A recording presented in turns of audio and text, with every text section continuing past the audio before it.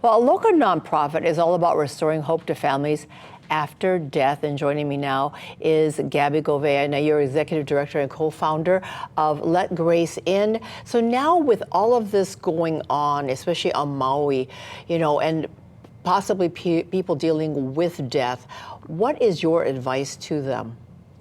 I think we're all grieving together, and to recognize that in our own hearts as well, to be able to do whatever we can in whatever way we can to support them with their essential needs right now.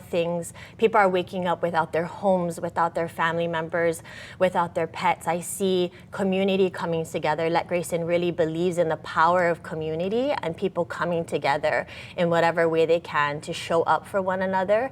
Also, to keep in mind that Maui is at the forefront of all of our news throughout everything, and that this will be support and hands that are needed for the long term, in months and years to come as well, because this grieving process is generational, as a generational burden, and will be with us for a long time. So tell us about your nonprofit, Let Grace In, and you have this pamphlet here with us too. Yes, so Let Grace In is a nonprofit organization that supports families after the death of a child.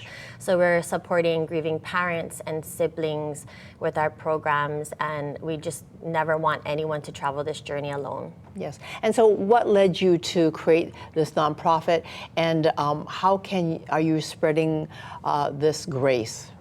Okay, so Let Grace In was founded by my husband Kaeo and I after our 5-year-old son Grayson died of an aggressive brain cancer in 2016, and we realized that there were minimal resources, and so we created programs that include our monthly therapeutic events where community can come together, share, and be witnessed in their grief, and also try on grief work activities, experiential therapeutic activities, as well as our 4-day Hope Retreat, which is coming up in October, an extended period of time with programs that are based in research and culture and our own experience, as well as a grief recovery method, which is an evidence-based program, and then this children's book that we've written about a grieving sibling that has therapeutic activities in the back.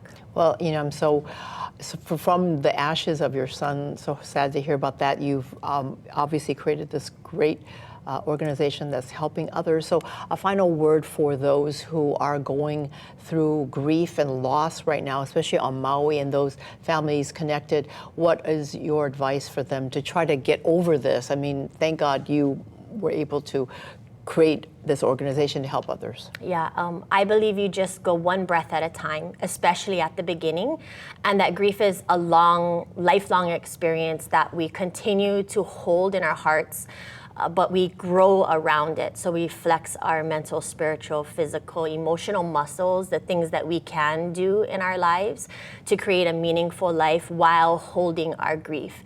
And the two can come together, living meaningfully and holding our grief. Thank you so much, Gabby Gouveia. I really appreciate that. You being here, and of course, the full interview will be on our website, kitv.com.